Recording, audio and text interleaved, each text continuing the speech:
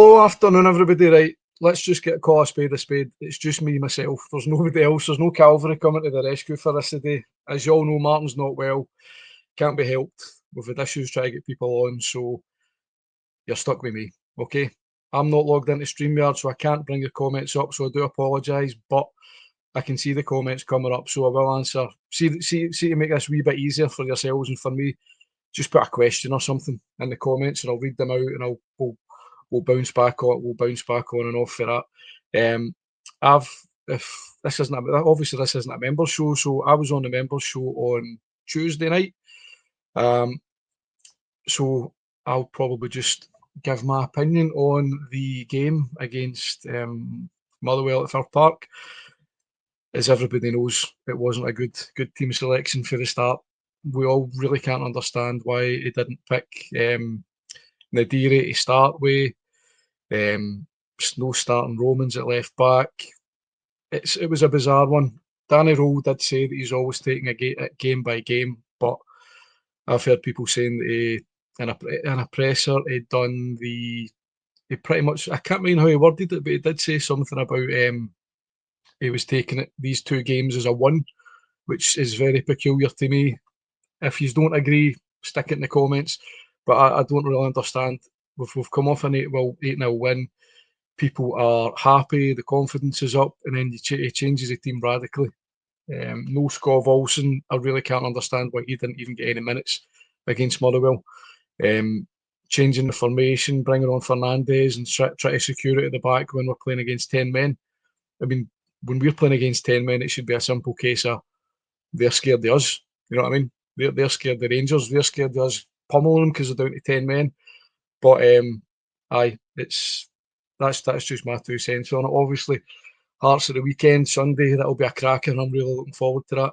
But yeah, Gallant Pioneer, 100% agree with you. All momentum was ruined going into that game.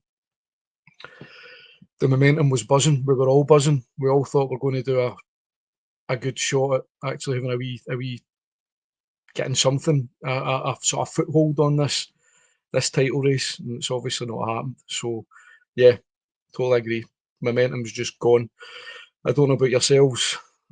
I'm not all doom and gloom. I'm not going to be one of these fair weather supporters shouting Danny Rohl out. I mean, but I said probably looking a wee bit in idiot now. I did say on the Tuesday's pod that Danny Rohl was a miracle worker. I do still agree with that, but I know there's a lot of people. We know fickle Rangers fans, they do get the knives out if one thing doesn't go well for us.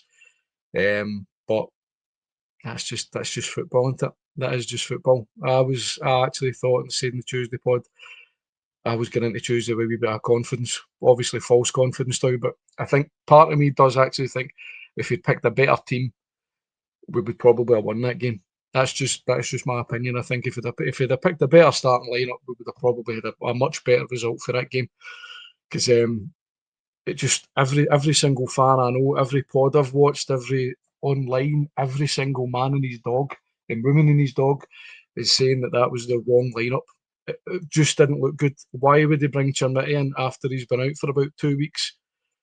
Bring Chermiti out, stitches in his Achilles. He's been out of what, 2 weeks? Maybe he's missed 2 or 3 games, and he brings him straight in for the cold and plays him against Motherwell. That doesn't add up to me. Fair enough, if he said Nadiri had a wee knock, and he couldn't play him, then fine. Start Miovski, give Miovski a run, play him for 60 minutes, and then bring on Nadiri. I don't understand the whole Chermiti thing. As the regular viewers on the pod know, I just don't get the whole Chermiti thing. The guy's not a striker. He's got no natural instincts to score goals. But I'm fed up with him. I'm sorry, folks. I don't want to come on all doom and gloom after all a day there, but for me, no. Chermiti's just not. He's not a striker. He's not a Rangers striker. You can't rely on that guy down there. Gallant, I agree with you there. Chermiti is worse than a man down. I think I can't mind somebody say that. I think it was somebody on our pod say that. But Chermiti was living on the 2 goals against Celtic a few months ago. See if he hadn't scored the 2 goals against Celtic and he's continuing his current run of form, he would have got bombed out of the team. No, I mean I'm not happy when I see Chermiti's name in the lineup. I don't. From this day forward, I don't think Chermiti should be leading the line as a starter in a Rangers team. at all. At least to the end of the season, what is it, 12, 13 games left? I wouldn't see. I wouldn't start Nadiri. Of course, I would start Nadiri. I wouldn't start Chermiti at all. Even if I see him coming on as a sub, it's not going. Nicholas, loss on Sunday. The race is done. I suppose that really depends on how the other results go, doesn't it? I mean, let's face it, we're not exactly expecting anything to go against Celtic. But I don't know. I really don't want to throw the towel in at this moment in time. But I mean, Hearts, they've been doing no too well. They've had Devlin out, they've had Shankland out. So they've probably, I mean, honestly, I thought they would probably come out the team and Hearts might have struggled a wee bit. But the main issue is Hearts are continuing to grind out results with two of their best players out. So when Shankland and Devlin come back into the team, they could be even better. You know what I mean? And if we don't continue this, if we don't get our finger out and get the run of results back in, it could be too late for us. Yeah, what about? Agree he's not a natural goal scorer. I think everybody says that, isn't it? He's just not a natural goal scorer. You just, when he's one-on-one with a goalkeeper, you just do not have you've got no positivity that Chermiti's going to score. But at the end of the day, he's here now. There's nothing that can really much do except hopefully he is going to score a goal if he's one-on-one with a goalkeeper, but I pretty much doubt it. Chermiti brings more to the team than Miovski. Probably slightly Krajicek, but I will agree that they're two different type of players. Miovski is more a penalty box type of player. Chermiti's hold-up play is probably a wee bit better than Miovski's, but as I've said before on the pods, we do know what Miovski is capable of. We've seen that the player that we've got right now for Rangers with Miovski, that's not the guy that played for Aberdeen, but we do know that what he's capable of. We don't know what Chermiti's capable of. Or when we do actually see Chermiti playing, we sort of do know what he's capable of because he's not capable of scoring the bloody goals when he's one-on-one with a goalkeeper. So, as I said, Chermiti just floats about. Yeah. True, Gallant. I mean, it's just like me and you chatting here, Gallant. I do agree with you. Yeah, he just floats about. The Gotland thing for me was the one against Hibs and Bayrami was crossing the ball into the box, and you saw Chermiti standing outside the 18-yard box. That's that in no league, let alone our league. In no league is that acceptable. I mean, when Nadiri was playing in the third division of the German league, he would be in the box. He's a striker. Get yourself between the two goalposts and try and put the ball in the net. It's basic bloody maths for trying to score goals. I know Chermiti is only 21, but I'm in the frame of mind now that 21 is a decent age for a player to at least have a wee bit of game management in him. You know what I mean? There's a lot of players who are superstars at 21, and there's a lot of players that maybe just don't kick on. But he's been playing football for a number of years. You know what I mean? 21, he should at least know the fundamental basics of scoring goals. Somebody should be played where, I don't know, they're flying in thick and fast now, these comments. Somebody should be played on the wing. Peter, yeah, he probably should be playing on the wing, but who would you sacrifice? Would you sacrifice Ant-Man to play Chermiti on the wing? I suppose we could give it a run, but we would probably need to say that we would need to be a good couple of goals up before you sort of experiment with Chermiti. But for me, he's not a natural goal scorer. He's not a number 9 to be in the middle of the box scoring the goals. And as we all know, that's probably what was it last year, the year before. That's what cost us when Clement came in. I think we didn't sign a proper goal scorer, and we kissed the league goodbye because we didn't have somebody who was going to score all the goals. Granted, we did have Dessers. Dessers did have a good goal return, but we didn't have somebody who was clinical between the sticks. You know what I mean? Who can just score the goals. That's not what we've got. That's what we didn't have, but now we've got Nadiri, so we're not playing 2 games a week either. So Celtic have got to worry about playing the European game. But for us, I don't think we should be. I don't think we should be resting any players now. It's the title's too close. I don't know what you all think about that. If you want to put a wee comment about if he wants to rest players or how are you? How we doing, mate? Alex to the rescue. There we go. Oh, just in, mate. So Martin was like, William's having some technical issues. Give him a horn. How are you, mate? You all right? Yeah, I'm a wee bit better. You're here to help me out and bail me out. But I was just, you can be the host for the most, then, Alex, and I'll just sit there and compose myself because I don't know how long I could have shagged. Oh, how I could have slagged. That I better not. I don't know how long I could have slagged Chermity off. No, So I listen, don't think I could have slagged him off for half an hour. Chimity did anything on his own, mate. To be fair, he misses an absolute sitter of an opportunity against Motherwell. Two great chances, and he misses both of them. But for me, when you look at it, I don't think he's got to be a striker going forward. A lot of the talk to get Chimity playing and to get him up top was because he scored twice against Celtic at Parkhead. And I think that was the reason why he got so much grace, I suppose. We brought in Nadiri for a lot less money, but I think he has to be the player that starts against Hearts and actually gets going. You've got then Scov Olsen and that man alongside him. If we're going to play two strikers, you're having to sacrifice a man in the middle, in all honesty, or fully changing formation. So Danny Rohl's got a lot of thinking to do. Motherwell should have been the game where we started to impose a bit of this title-winning team. We go a goal up very early on and then just decide to sit back. Doesn't really happen. Shouldn't happen at all. Yes, we knew Ford Park was going to be a hard place to go, but we couldn't have allowed them to control as much as they did. True. I know. True. But as we said, I said on the members pod on Tuesday, Alex, I think I've got a real good confident feeling that we'll get something off Hearts. I don't actually fear Hearts coming to Ibrox at all. As we said before, as I said on when I was struggling on my own, no Shankland.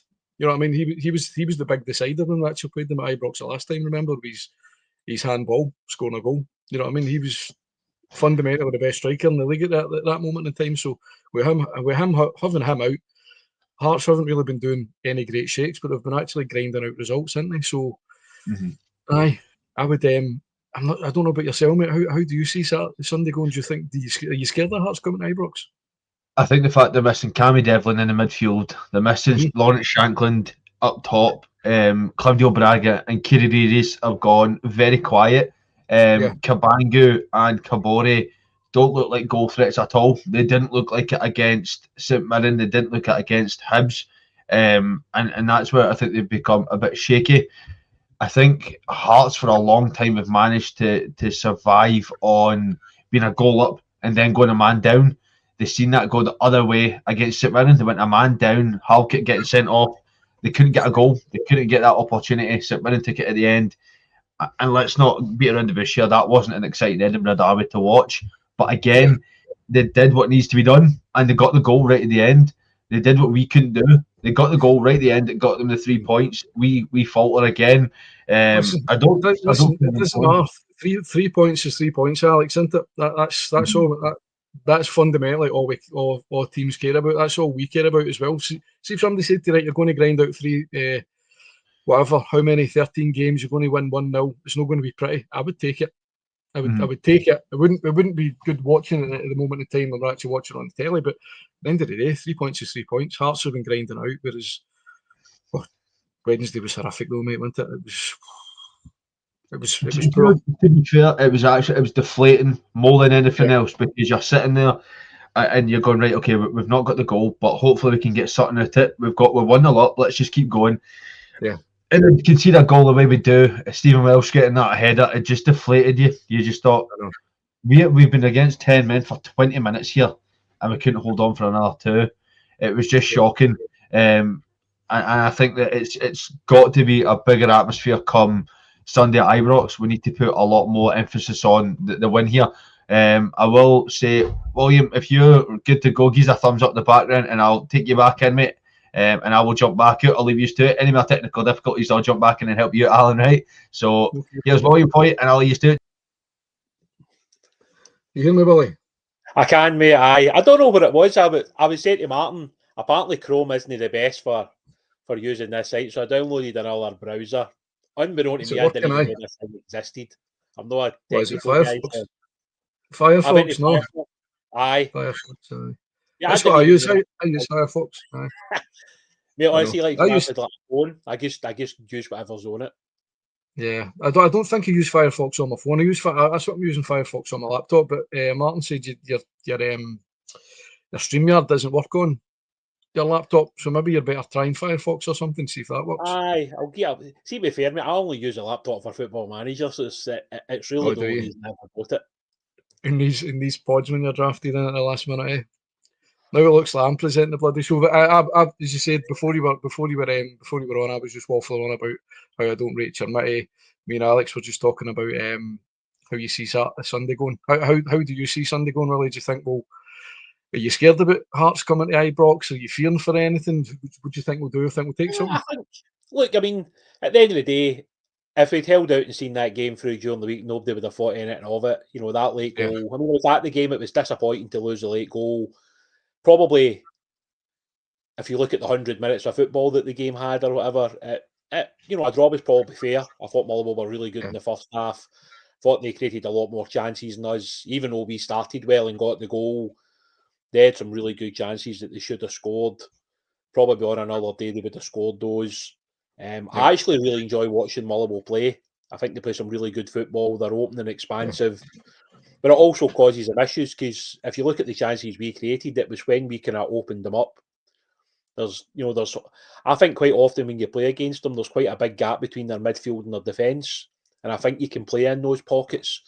And I thought, it's still disappointing to lose the late goal, right? You can't get away from that. But if you look back at the 90 minutes, the draw was probably fair. We didn't deserve to win the game. We would have probably stole it if we had took the 3 points. For me, on Sunday, I don't worry about Hearts coming to Ibrox. I don't. And that's not a disrespectful thing, because Hearts deserve to be where they are, which is top of the league. Like, you're not still top of the league at this stage of the season if you've not been deserving of it. They managed to also grind out a 1-0 win against Hibs, maybe a game they were lucky to win. But at the end of the day, if we were to grind out a 1-0 win in Sunday, nobody's going to complain about it. So that's exactly what I said to Alex here. It's like, if we could go to the end of the season and have 1-0 wins, scrappy, terrible, horrible 1-0 wins, we would take it. But we would probably be hypocritical and we would be sitting watching it saying, "Oh, that's garbage. We've only won 1-0. We were rubbish." You know what I mean? You can't have everything as a football fan. But that's football, isn't it? In general, I've always got some guys that I talk to that are Celtic fans, St Mirren fans, etc. And a lot of the guys are saying right now Celtic are not playing well, but they're finding ways to win games. Eventually, that will come to a halt and they'll drop points or they'll lose a game. But because you can only play poorly for so long before something catches up with you. It was a bit like the red cards for Hearts. Hearts kept getting players sent off. They managed to get through the first 2 games, then they lost against St Mirren. And that's the reality of football. Sunday's a completely different game. It's at Ibrox. It's going to be a full house. I think the fans will be way up for it because I think the fans know that this is a huge game in our season. We need to win. It'll be interesting to see how Hearts set up because obviously when Derek McInnes has been manager at Aberdeen and Kilmarnock, he's came and kind of parked the bus. I don't think he'll do that with Hearts. I just don't think he will. I think it'll be quite a good game. I think we'll have quite a few changes to the starting 11 as well.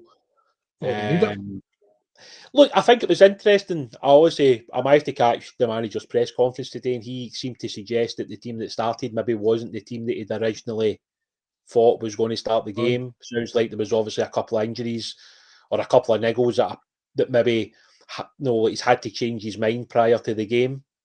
And at the end of the day, we're not privy to this information. We don't know if maybe Fernandes was due to start and then he's picked up a knock, or maybe Nadiri was due to start and maybe he's told them that he's not ready for 90 minutes. I mean, obviously we're just guessing here, but it sounds like from what the manager said today, the 11 that started was, But at the end of the day, what I was going to say quickly is I thought Big Giga was brilliant during the week. I thought that was probably Giga's best game in a Rangers jersey. Some of those tackles were outstanding. The one that he caught up with Maswanike to get the tackle in was unbelievable because I thought he was away. So I mean, the manager's got some rejoicings last Sunday. But the thing is with Giga, he's a perplexing player. I mean, he started at the start of the season. Remember when you thought, oh, he's a decent player. and then he just dropped right off a cliff. And then it's like, I don't know. We had this discussion on the members pod, and it's like people were saying, would you pay the money and would you take Giga as a signing? I said no, because his value, Rohl's bought him for 10 million. For the season he's had at us, I wouldn't say he's a £10 million player, but yeah, here we go then. Really, would you possibly buy him even if it wasn't 10 million? I think it depends where the figure would be for him, because clearly in the summer we're going to need at least 2 new centre halves. Yeah, I mean at the moment we've only got Fernandes under contract. You know, like if you don't include Sterling as a centre half, you've only got Fernandes under contract. Souttar's out of contract, but it sounds like, you know, that deal's maybe close to being done. You know, that he's going to stay. You've obviously got Cornelius, who's on loan. At the moment, you can't see Rangers taking up that option because he's missed a lot of games. If Wolves get relegated to the Championship, which it looks really likely now, I would imagine that Giga is probably going to stay in the Championship with them, unless Rangers can offer what they have is better than that. So I think we'll need 2 centre halves in the summer. And depending on like Wolves' valuation, I don't think Rangers would pay half of what Wolves paid for him. No, he's for me personally, he's not a £5 million centre back. I mean, the issue is maybe if Wolves do get relegated, you know what happens with these teams? They start selling off some of their players to try and recoup some of the money back. But nobody in their right mind is going to pay Wolves £10 million to sign this guy. It's not going to happen. I'm of the frame of mind, I would maybe just start fresh next season. See Cornelius, I wouldn't keep him either. I wouldn't even Souttar. I would keep Souttar, right? Just for me, because I think we really do need to have a Scottish contingent of players, especially a guy like John Souttar. But I mean, if we're looking at that from my standpoint, we're probably going to need 3 centre backs if that's where I'm seeing it, and we get rid of the loans. We need another left back to cover Romans. Yeah. If Tavernier goes, we're going to need another right back to cover him, and then Sterling can't be relied upon, so we're going to need another right back to cover him. I always thought it was a bit strange. I don't know about yourself. His name's right out of my head. I think the big thing come the summer is, right, obviously when you look at recruitment's going to dictate a lot of the summer. I think it's highly likely that Raskin's going to go. I think that's almost a certainty. I'll answer the question that you put in there in a minute, 2 seconds, but I just think in the summer we will see quite a bit of movement. I wouldn't be surprised if Raskin goes. I wouldn't be surprised to see maybe like a Diamande go if the right money comes in. I'm a huge Diamande fan, but I think there's a fee there that will make Rangers sell. And yet again in the summer, if somebody comes back in and offers the money for Gassama or somebody offers the money for Chermiti, I think there's a real chance the door opens for those guys as well. In terms of the question, look, the boy Kizaridis is a good player. I think anybody that's watched Hearts play this season would point to him as being one of the top 3 players. He doesn't overdo it in the wing. He just gets the ball out of his feet, gets it in the box.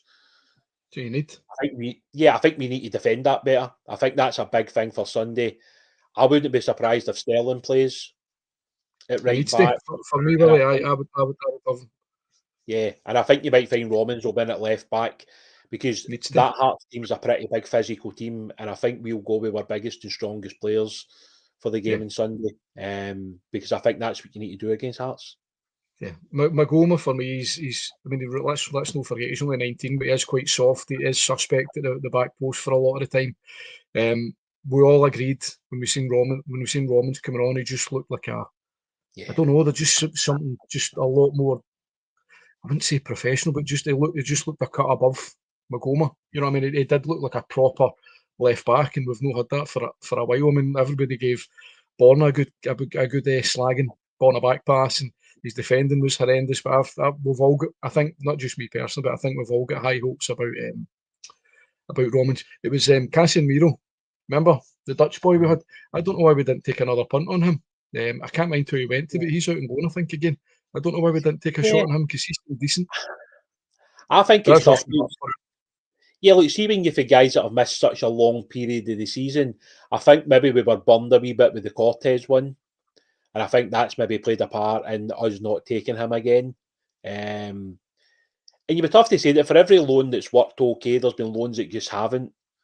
It's probably too big a risk now to bring Cornelius back and start playing him, because you're in a title running, and then it would be massive to throw him in there against Celtic or Motherwell or Hibs or Hearts, etc.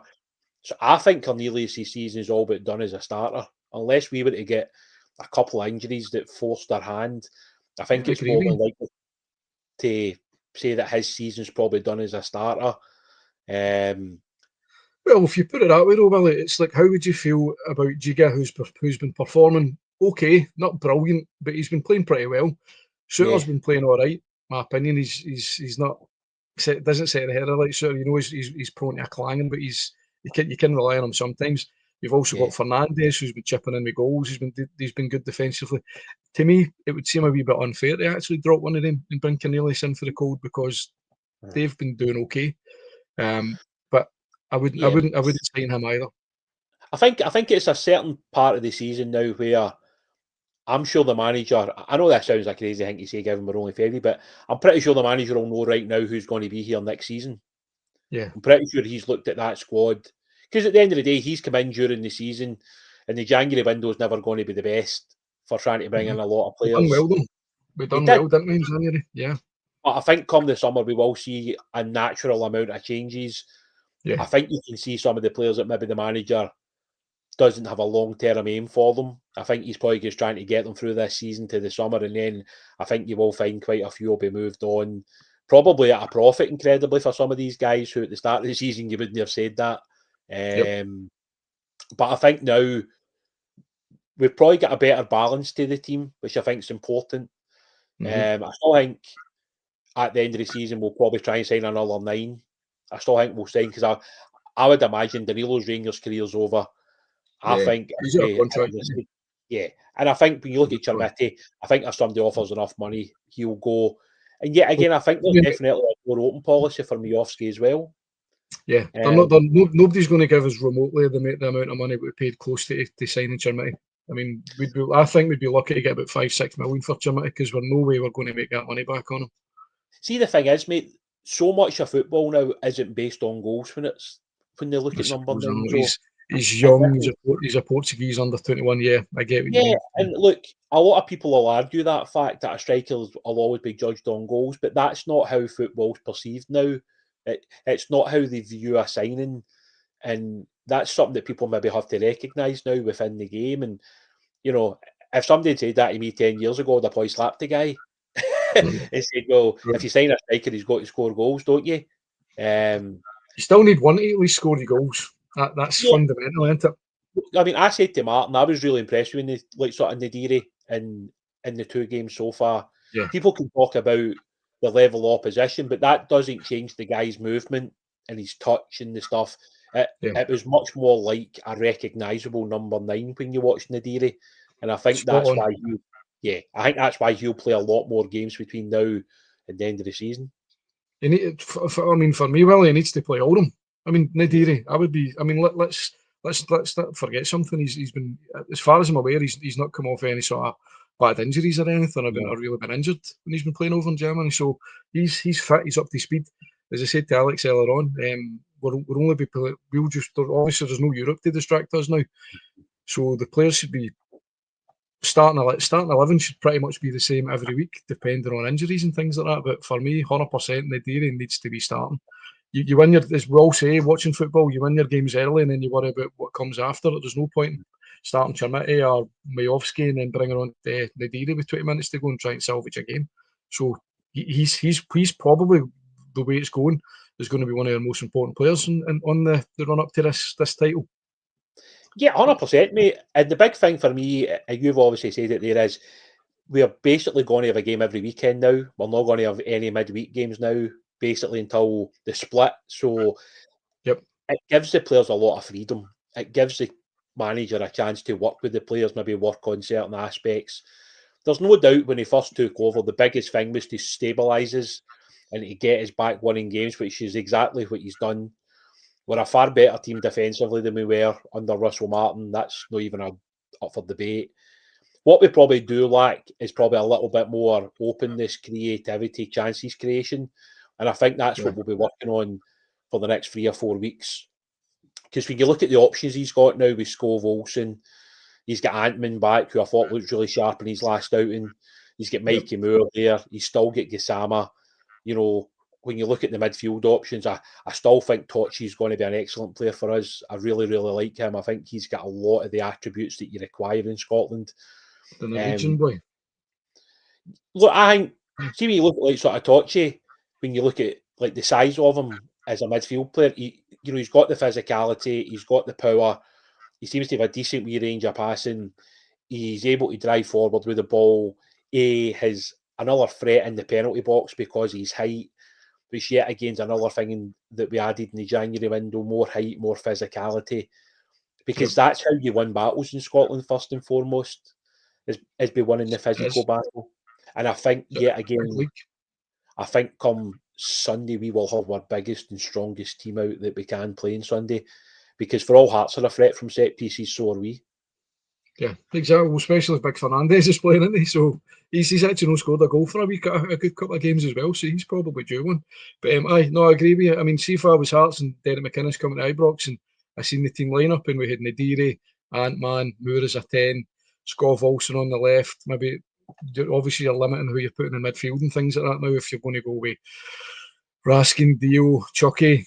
So that's a formidable front line if you actually look at it like that. And if I was Derek McInnes, I would be sort of bricking myself a wee bit looking at that. I mean, Skov Olsen's probably not been as good as what we probably thought he was going to be, but he needs some game time. But I mean, he's a tremendous player. You know what I mean? Danish international, 40 odd caps. I mean, the guy's good for a goal as well. So that's fundamentally, I don't think there's any, in my opinion, any choice or any sort of logical reason why that shouldn't be the attacking lineup that we're going with, mate.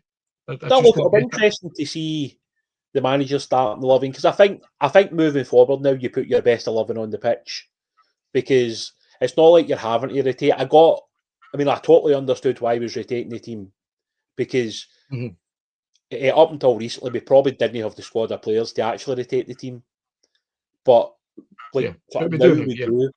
And I can understand why maybe some guys have been left out. Why, especially Sterling. Sterling's obviously been through a lot in the last 2 years, so I get at times why he's kind of taken out the team. Like, depending on the injury that Fernandez had, which the manager did kind of talk about, but not go into depth. Maybe they've just thought, if we play him on Wednesday night and he breaks down, he's then going to miss the Hearts and double Celtic games. So maybe that's why they've took the. And at the end of the day, that probably didn't really change the overall score in terms of the game. So you would imagine that's been right. I think what he got wrong in Wednesday night was possibly the attacking players. I don't think Gassama did enough, and I don't think we got enough out Kermiti. No. Nobody will ever doubt the big man's work rate. You know, it's in an incredible shift when he's up there. He works the back line. He probably should score that one in the first half with a bit of composure. But I think most people now would expect Nadiri to start on Sunday. I think you've got to expect Skov Olsen to start, because you don't bring somebody like that in and pay a good loan fee and pay good wages for him to sit on the bench, or in Wednesday night's case, knock him off the bench at all. So I think you will see the strongest 11 on Sunday, and I think moving forward, barring any injuries, or unless a manager decides to do a wee tactical tweak to it, I would imagine the strongest 11 play most weeks, and that probably means that Gassama doesn't. Yep, that links on perfectly there, Willie, with the comment. What do you do with Gassama? I mean, let's just call a spade a spade. He did start off bright, and he was really good at the start of the season under Russell Martin. But for whatever reason, I thought he might even kicked on even better with Danny coming in, because obviously there's a history there. He knows what the player's capable of. But that when he was coming off the pitch against Motherwell with the petted lip, and what did they expect? His performance was horrendous. He was terrible. I don't know why he was coming off with a petted lip. I thought, all right, fair enough. I've been really poor. I deserve to come off and give somebody else a chance. But offers for him in the summer, Willie, obviously you would. I'm guessing, putting words in your mouth here, you would take it. I'm assuming then, eh?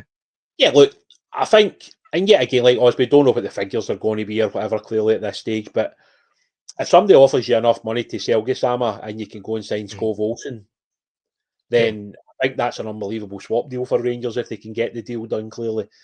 I don't think you see anywhere near enough from Jedi. I don't think, see within games, he can do things that other players can't, and he can score unbelievable goals. But I thought during the week, given he was the main outlet, him and Mikey Moore were the main outlets for Chermiti, I don't think we've seen anywhere near enough for Gassama. And when you're playing against a team like that, you really need like those players to be involved in the game, to keep the ball up the pitch, to get us up the pitch, to get these passes in behind, make the runs in behind. And I don't know, maybe he's just frustrated with his own performances, Gassama, because he knows he can do more. And if that's the case, fair enough, because look, every player can have a down spell when things aren't working for them, because we've seen it even with the best players. But I think at the moment you would have to say that he's probably not deserving of starting games if everybody's available. Yeah. And if it comes to Sunday and Scove Olsen's still sitting in the bench, that would be a concern for me, because, as I say, we've basically brought the guy in for 15, 16, 17 games if you add in the cup games. And he really needs to be starting the majority of those games, because he is a game changer. He's finished against, I think it was Kilmarnock, that he scored. I mean, that was a lovely finish. Like, he's kind of scooped it into the top corner and he took it really well. And I think that's what he can give us compared to Gassama, is that he's more of a goal threat. He's going to get himself into the box more.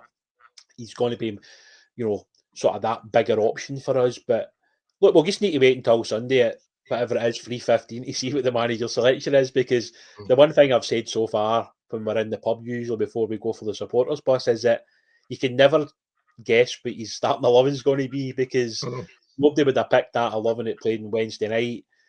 100%. I don't think I would have picked 11 for the previous 2 or 3 games, but that's why Danny Rohl's a manager and we're just supporters and who like to moan and complain about stuff.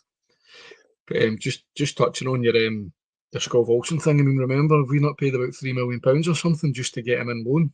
So that just popped into my mind and I totally forgot about it. So it seems a bit strange to not even give him any game time against Motherwell if we've actually paid that amount of money to actually get the use out of him. That's a game that they've not even gave him 10 minutes. So it just seems bad. Not unless, Willie, as you're saying earlier on, maybe he's carrying a knock or something, and we really don't know. We really don't know, mate. No, and this thing, like the manager, obviously today in his press conference was asked about injuries, and he basically said he wasn't going to talk about it. So that might be his.